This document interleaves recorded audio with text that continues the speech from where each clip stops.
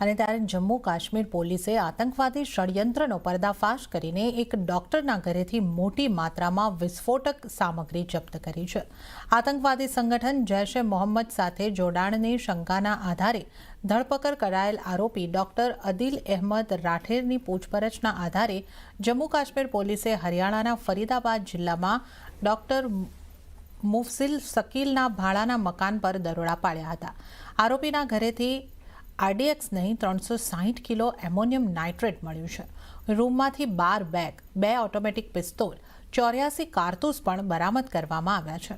5 litre रसायणों, 1 rifle, 3 मेगेजीन पण जप्त कराई छे।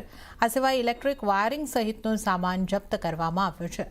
दरोडा बाद डेप्यूटी कमिश्नर ऑफ पोलीसे चौंकावनारा खुलासा कर्या। आरोपी एक यूनिवर्सिटीमां अभ्यास करावतो होવાનો खुलासो थयो छे। आदिल अनंतनागनी जनरल होस्पिटलमां डॉक्टर हतो अने नौकरी छोड़ीने सहारनपुरमां प्रेक्टिस शरू करी हती अने तेणे मुजाहिल शकीलना नामे रूम भाड़े लीधो हतो।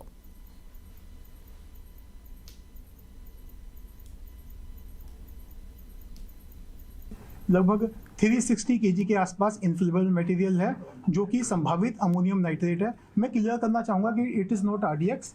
मैं इस बात को क्लियर करूंगा क्योंकि कई जगह ये चल रहा है, तो मैं क्लियर करना चाहूँगा इट्स नॉट RDX। तो ये इन्फ्लेमेबल मटेरियल है। इसके अलावा कई और ऐसा सामान जो टेरर एक्टिविटीज़ में जिनका संभावित इस्तेमाल किया जा सकता है, जैसे टाइमर्स, लगभग 20 टाइमर्स विद बैटरीज 4, और इसके अलावा कुछ अन्य सामान है जो है यहाँ बरामद किया गया है। साथ साथ ही जो है जो फायर आर्म्स में एक कैरन कॉप rifle with 3 magazines and 83 live rounds, एक pistol with 8 live rounds, 2 empty cartridges और 2 एडिशनल मैगजीन्स हैं जो इनसे जो है रिकवरी की गई है। और इसके अंदर जो है अभी जो है कार्रवाई जो है दोनों की हमारी जॉइंट पुलिस की कार्रवाई जो है जारी है। तो आ वच्चे गुजरात में ATSए आतंकवादी संगठन ISKP एटले के इस्लामिक स्टेट खुरासानना एक मोटा कावतराने निष्फळ बनाव्यो। अमदावाद में धरपकड़ करायेला डॉक्टर सैयद अहमद मोहिद्दीन पर भारत में रासायणिक झेरी हुमला करवाना षड्यंत्र बनावવાનો आरोप છે। પોલીસે તેની પાસેથી હથિયારો અને રસાયણો પણ જપ્ત કર્યા છે।